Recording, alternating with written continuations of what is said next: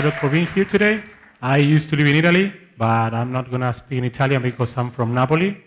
And you know, they don't speak Italian, they speak Italian and gestures. So yeah, I'm not going to even try that. So about me, I'm a full-time traveler. I have been traveling for the last, 4 or 5 years. I worked from more than 40 countries for some of the biggest Magento projects. Since joining Nexus a couple of years ago, I felt Magento 14, which is one of the most used extensions to integrate Varnish and Magento 1. Now I'm also a frequent Magento and Mage Titan speaker. I have been traveling a lot, so I get to go to a lot of these conferences and get to know you. That's really cool if you ask me. And I'm also a top 4% of Magento Stack Exchange, a Magento Master from last year. And from a couple of weeks ago, I'm also a Magento 2 GitHub Community Gatekeeper, which means that you actually can submit a pull request, and I'm going to be merging that, or at least working with the core team in order to have some bug fixing or stuff like that. So if you ever need something, if you want to develop a new feature or fix a bug, you can just go on GitHub, work with us, and try to make this platform even better. Now, we don't have much time for the presentation, so I'll go straight to the point. Right now, or today, I want you to understand how the CLI is supposed to work. Right now, we have this new feature in Magento 2, which is basically a CLI command or a set of CLI commands where you can actually do a couple of interesting stuff like re-indexing, cleaning caches, changing modes, and stuff like that. Basically, I think you remember what we used to have in Magento 1, that shell folder that comes with the 1.8, 1.9 installs. That wasn't really extensible, if you ask me. We used to have a lot of issues with that, so I really like this new feature, this new tool we have with Magento 2, shipped by default. So I'm trying to explain you how this is supposed to be working, some common arguments and the commands I use the most at Nexus. So if you have any questions, we will have time today or tonight. Don't ask me something about Magento 2 tonight because I'm going to be drunk. You know how that works. So if you have any questions, please do that now or maybe later, but I think you get my point. Now, to start, I'm going to be showing you how this is supposed to work. PHP bin/Magento list is going to print out this list, which is quite informative. Right now, we are going to be starting with the common options for all the arguments. Let's say you don't know how a command is supposed to be working or which arguments does it take. You can just do PHP bin Magento list --help, and you will get a help screen. That's pretty cool and pretty useful because you get to see how the arguments are supposed to be working, the order, and stuff like that. I'm going to be showing you that in a second, so bear with me. Now, quiet does not output a message. Verbose is the complete opposite. You can actually change the verbosity level in your output. Version is going to display this version, CLI 2.1.4. And no interaction is quite interesting too. Let's say you are trying to build something with Travis or Jenkins or something like that, and you need to actually cut the interaction. Okay, you can do a -n or -no interaction, and that will give you the default behavior of the command in question. Let's say the default behavior is answering no to a question when you want to create a store view or not. Okay, this is not going to say no to everything. It's just going to act as the default behavior that command should have. So it's not the same as always no or always yes. It's just the default option. Now, this is the first command of the day. We actually use this a lot at Nexus when we actually try to create a dev store for our customers.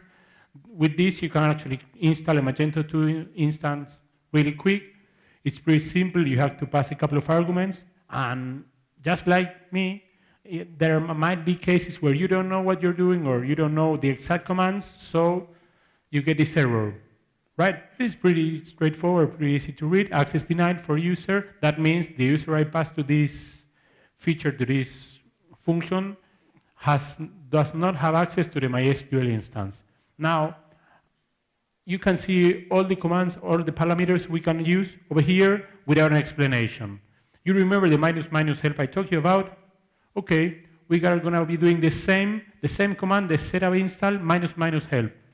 By doing that, we can actually check the options. On the left side, we're going to be seeing the arguments or the parameters or anyone you want to call it. And on the right side, you're actually seeing the description of the arguments or the commands. So right now, I don't know what session save means, okay, or I don't know what key means. It's the encryption key. I can see that actually right now because the -help So that is why this is a really useful command. Now, let's say you want to check the cache status. I don't really know how to pronounce that in this language. GC made fun of me not long ago when I was pronouncing this differently. So cache, I don't know, you tell me. Right now, this is going to output the current status of the caches. You see the left side of the screen, that's the internal representation or the internal name this cache has. This is what we are going to be using to flush or clean a cache. So keep that in mind for a second. Let's say you actually have a different cache installed. It should be here, and if it's not here, well, it means it's probably not that good configured. So now there are two operations, or two quite interesting operations right now, which is flush and clean. The PHP bin/Magento cache flush or cache clean, it's not the same. There are completely different operations, and you can actually do a complete clean or a complete flush if you don't pass any arguments to the function cache flush. That's going to flush or clean all the caches, or let's say you want to just clean the full page cache. You can actually do PHP bin/Magento cache flush, full page. That's going to be cleaning only one type of cache. That's pretty interesting.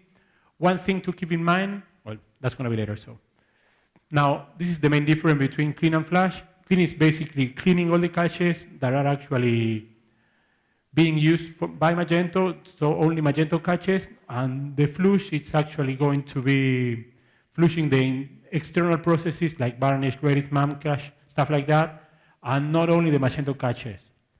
Now, keep in mind the disabled cache types are not going to be cleaned, so let's say you just disable a cache to work on something,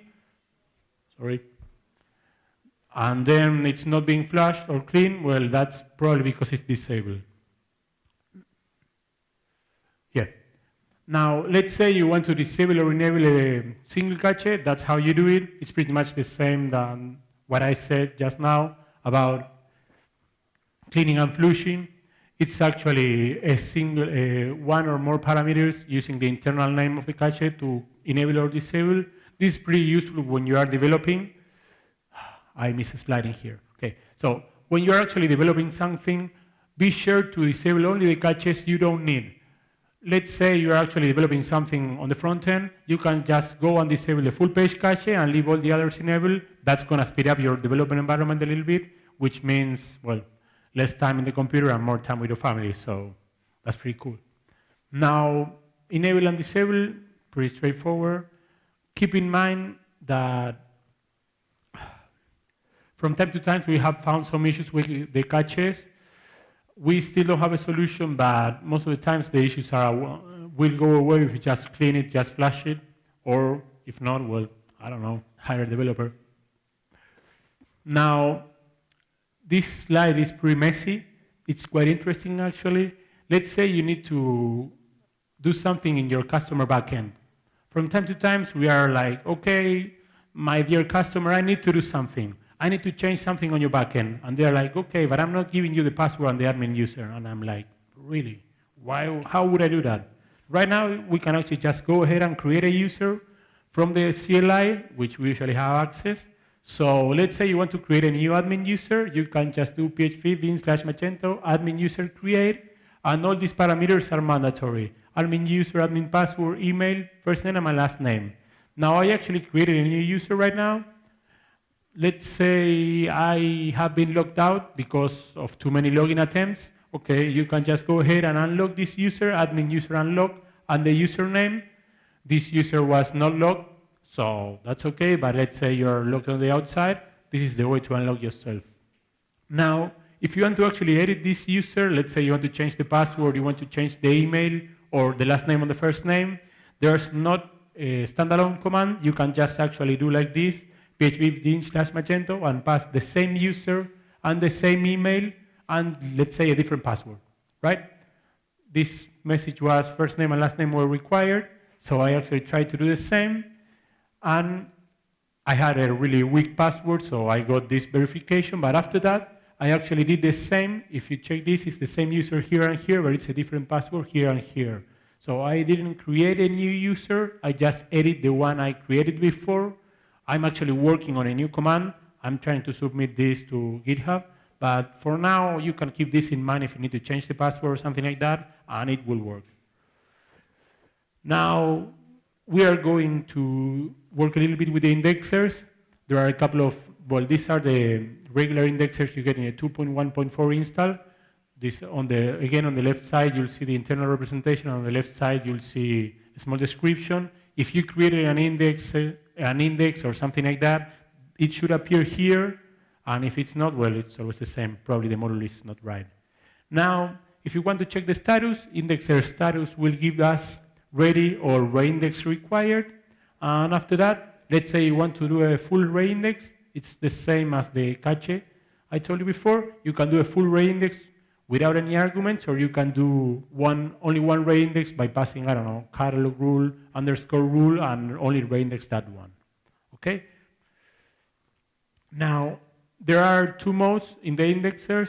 One mode is an update and save, which means when you actually save something, the reindex will be rebuilt, or update on schedule, which means the cron will be handling that.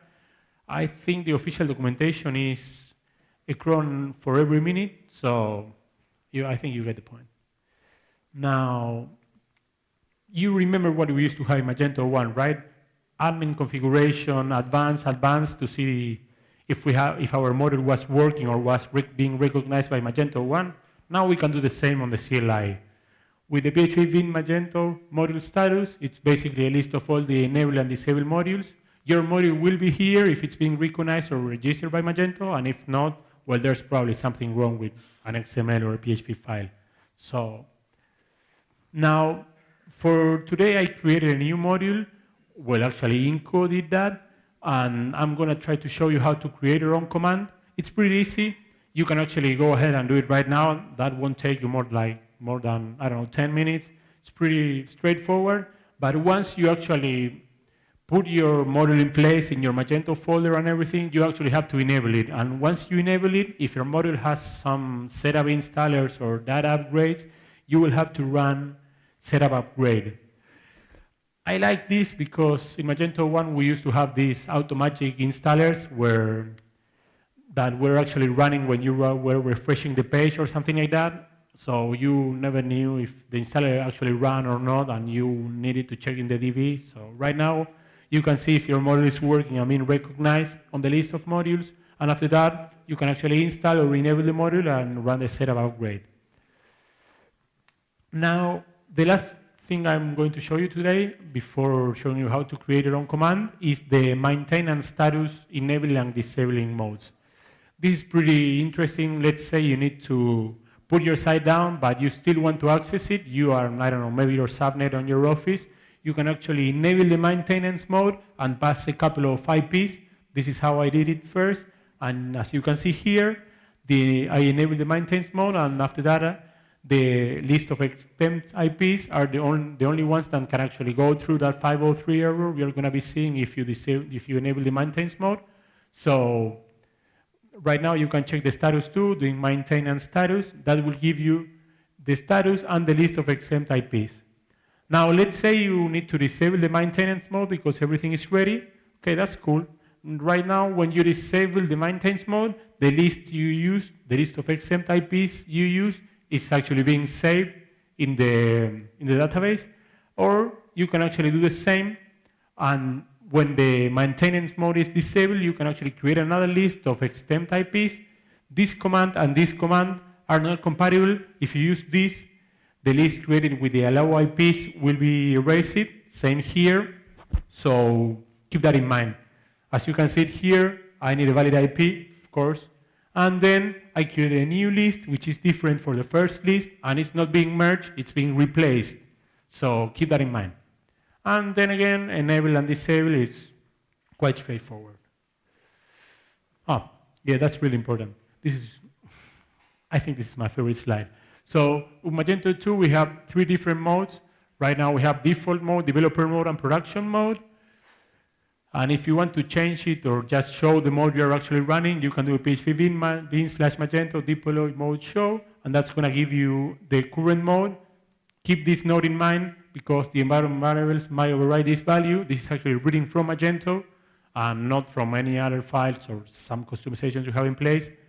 And let's say you want to change the mode. Okay, you can do php bin/magento deploy mode set production or developer. Once you go out the default mode, you can't come back. That's a good thing because we have been seeing a lot of issues with the default mode. But yeah, once you enable this, the maintenance mode will be enabled, the compilation is going to be starting, a lot of processes are going to be triggered, and once everything is done, you will have the correct mode. Keep in mind, you need to be using production mode if you're running a live site. One of the things we see a lot at Nexus is people using developer mode while running production sites. That's both unsecure and really slow. Why it's insecure? Because you get to show the logs to all your customers. The developer mode is used for you as a developer, which means it can actually print what you are debugging, so keep that in mind. Default mode. Don't use it. You don't need it at all. It's the default mode Magento is shipping, but we've seen a lot of issues, so don't use it at all. Developer mode, as I just told you, is the slower mode, the slowest mode, because it's actually showing us all the logs. The verbosity of the logging is quite high. It actually enables the in-change debugging, and it shows some custom headers. When you are actually troubleshooting some varnish issues, you will be using this mode because it's going to be using the varnish headers and stuff like that, and well, it results in the slowest performance. Now, production mode, it's quite faster because the static files are deployed to the pub static directory, among other things. Compilation is enabled, the logging is hidden actually. You will just see we have a problem or a 500 error or something like that, and the log won't be shown to your customers. It will be logged in your file system or anywhere you want to log it. And then, again, remember to use this mode every time you're running a production site. I'll skip this one. Now, to create our own command, I use the Inco module as an example. They have this on Bitbucket, so if you want to just clone it and use it, it's quite simple. Right now, we are going to be using the I to inject our dependencies. We only have two methods, the execute and the configure. The execute and the configure, and basically after that, you have to enable the module and then the PHP bin Magento setup upgrade, and once that should be done. Now,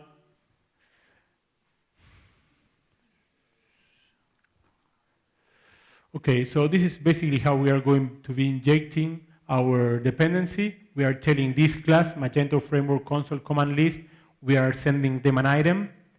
This is basically that class. As you can see, the constructor is taking an array of commands, and it's basically injecting everything. So that command you see here as an array is the same command you see here as an array. You see? That's pretty easy. It's not that hard. So once we have all this in place, we are going to be creating our own class. As you can see here, this is actually based on the Symfony console component, which is actually quite extensible and has a lot of documentation in the site they have. So the verbosity, the logging, and everything I explained you before, that's actually documented on the dev docs and on the official Symfony console component. So you can go and check that over there. Now we only have two methods. The configure, which is actually where we are setting our name and our description. You remember this is going to be on the left side if you do the list, and this is the description on the right side. And in the execute function, it's basically where our business logic resides. Right now, I'm just printing a hello world. You can do a ton of things over here. Last week, or 2 weeks ago in Sweden, we created a new command to enable and disable template path hints from the CLI. That's actually was merged yesterday. So right now, I'm officially a Magento 2 contributor, which is pretty cool. But yeah, it's pretty easy. You can just go ahead and create your own command, and that should work in no time. So this is basically all I have for today. I think most of you get the point, but if you have any questions, this is the time. I speak Italian, you can ask me in Italian, but I will reply in English.